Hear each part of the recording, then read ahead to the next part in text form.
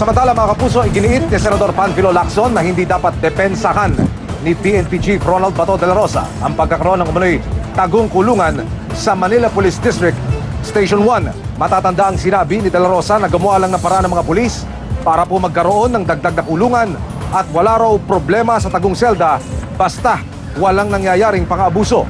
Pero ayon po kay Lacson, labag ito sa saligang batas.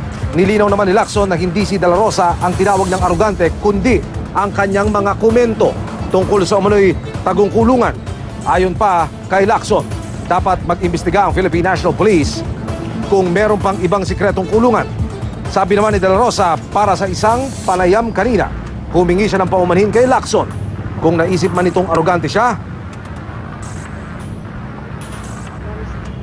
Akin, hindi ko po dinipinsahan yung tao ko sa tagong kulungan. Ako po yung nagpapalabas na ng punto. Pasensya po, sir. Senator, sir. Senator Lacson, sir.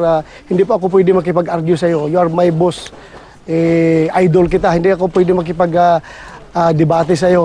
Mataas respeto ko sa iyo, sir. But, sir, pasensya na lang po kung arugante ang dating ko sa inyo dahil lang sa pagdidipinsa ko sa mga tao ko. Dahil kawawa naman yung mga tao ko kung talagang inakusahan ng mali. So, I have to fight for them.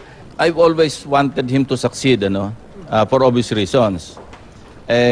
Kaya pag may nakikita ako o narinig ko kung ganong reaction niya sa mga issues, I cannot help but correct on the spot.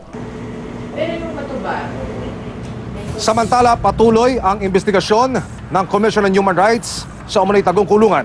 Kinukumbinsi raw nila ang mga detainee na magbigay ng pakayag. Pinaiimbestigahan na rin maging sa Senado ang umano'y tagong kulungan. Sa resolusyong inihain ni Senador Bam Aquino, iginit niyang dapat pangalagaan ng Philippine National Police ang tiwala ng publiko sa pamamagitan ng pagtitiyak na maimbestigahan at mapapanagot ang mga abusadong pulis.